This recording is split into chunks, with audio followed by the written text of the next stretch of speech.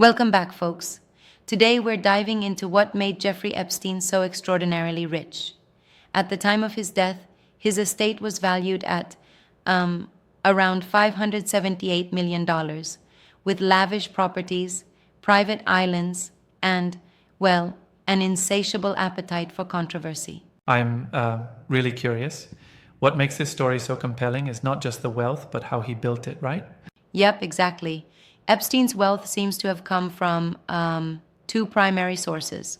On one side, he was a financial advisor offering investment, estate, and tax planning services for some extremely wealthy clients.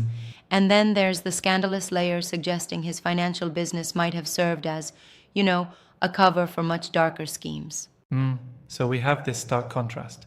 The more mundane financial advisory work versus the wild conspiracies, right? Right.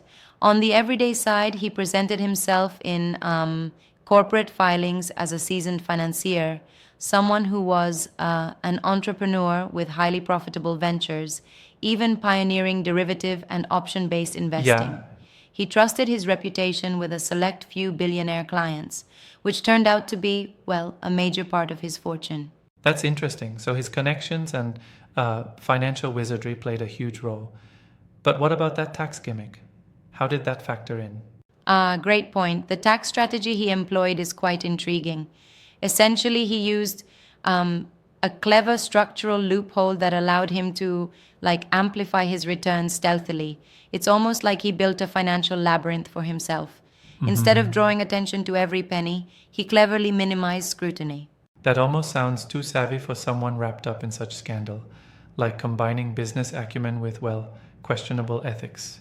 Exactly, and that's where things get murky. While many of his critics and some conspiracists claim that Epstein used his financial business as a cover to secretly record his wealthy friends engaging in unspeakable acts and then blackmail them, the more straightforward and frankly more substantiated explanation is his purely financial ventures. Wait, so you're saying that despite all the buzz about blackmail and secret tapes, the bulk of his wealth might actually stem from regular, albeit shrewd, financial dealings? Precisely. Yep, that's what the investigative reports suggest. According to Forbes's review of court filings, investigative memos, and financial records, it appears Epstein relied heavily on a couple of billionaire clients and that intriguing tax maneuver. It's like he was Right. playing chess while others were only playing checkers. But don't you think there's still something to those more scandalous theories?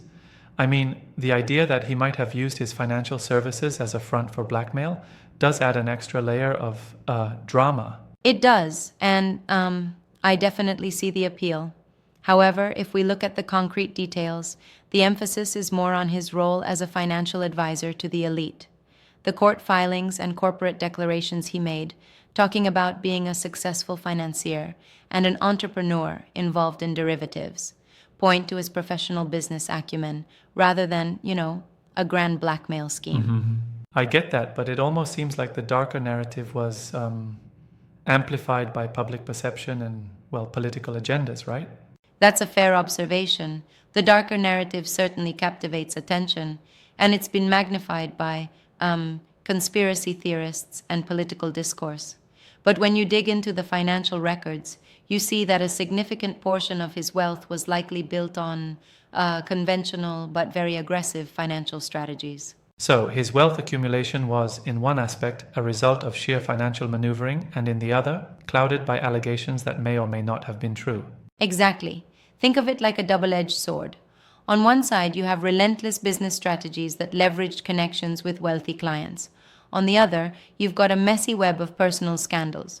It's like when you mix oil and water, they just don't blend smoothly, yet both are present. Yeah, that makes sense.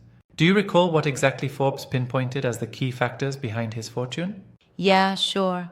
One major factor was his reliance on just two billionaire patrons.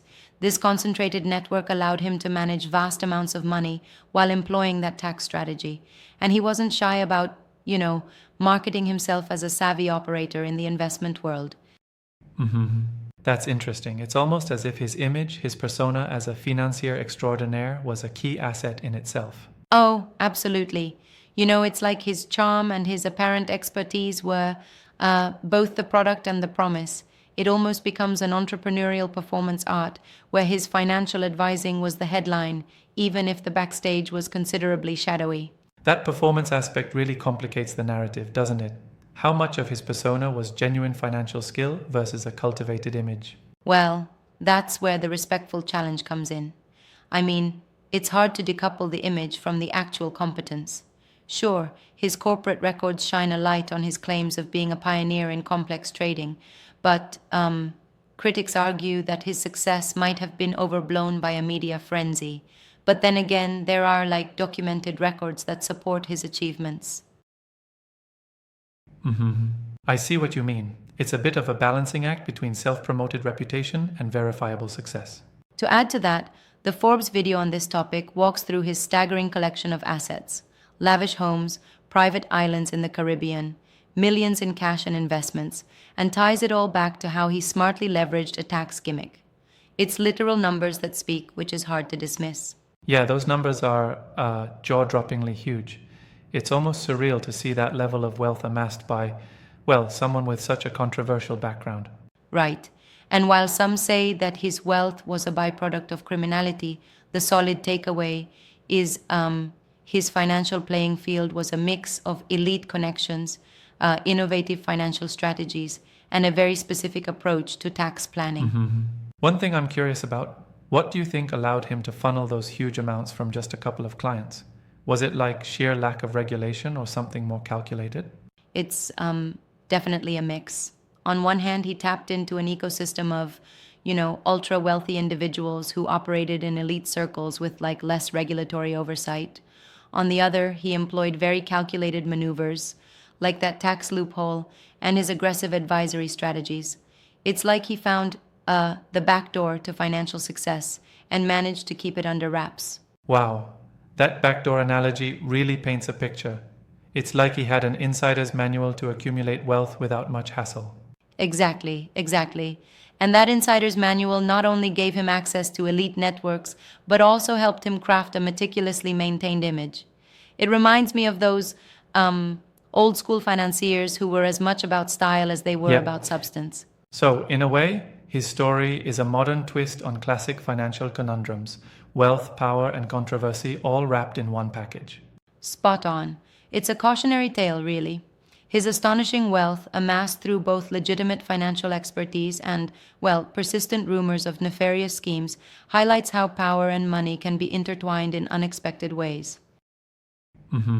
Yeah, and it brings up broader questions, doesn't it? Like, how do we as a society regulate such financial sectors when they are shrouded in so much mystery and, frankly, controversy? Absolutely, that's a critical point. It's a reminder that behind these astronomical figures, there are gaps in our oversight, areas ripe for exploitation.